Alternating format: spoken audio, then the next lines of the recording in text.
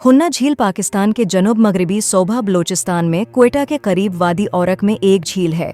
ये पहाड़ों से घरा हुआ है।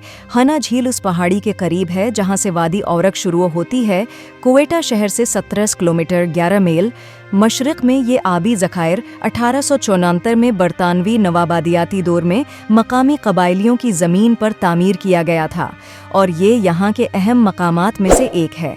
शहर ये पानी को ज़ख़ीरा करने के लिए दो पहाड़ों के दरमियान एक अजीम तारीखी पल की दीवार बनाता है जिसकी गहराई किसी किले की जंगलियों जैसी है।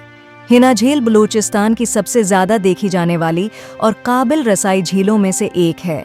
झील के किनारे एक रेस्तोरां है जिसमें दरिया के आखिर में देवदार के दरख्तों के सायादार पकंग टेबल हैं जहां खानदान खाने और मौसम से लुत्फ़ अंदोज़ हो सकते हैं। झील के मशरक़ी किनारे पर हयात दरानी वाटर स्पोर्ट्स एकेडमी HDWSA सोबा बलूचिस्तान का पहला और वाहिद रोइंग किनावेंग कीकिंग और सेलिंग ट्रेनिंग और चैंपियनशिप ऑर्गेनाइजिंग सेंटर है जिसमें तैराकी की सहूलत फराहम की गई है।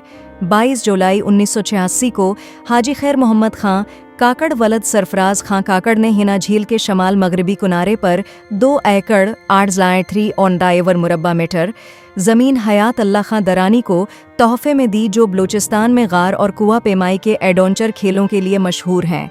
हयात अल्लाह खां दरानी ने 14 अगस्त 1936 पाकिस्तान के योम आज़ादी के मौके पर हयात दरानी वाटर स्पोर्ट्स एकेडमी HDWSA कायम की, जो कि बलूचिस्तान की पहली और वाहिद rowing किनविंग kicking ceiling rough swimming और बोटिंग एकेडमी है जहां रोइंग किनविंग केकिंग साइल की तमाम सहूलियात मौजूद हैं।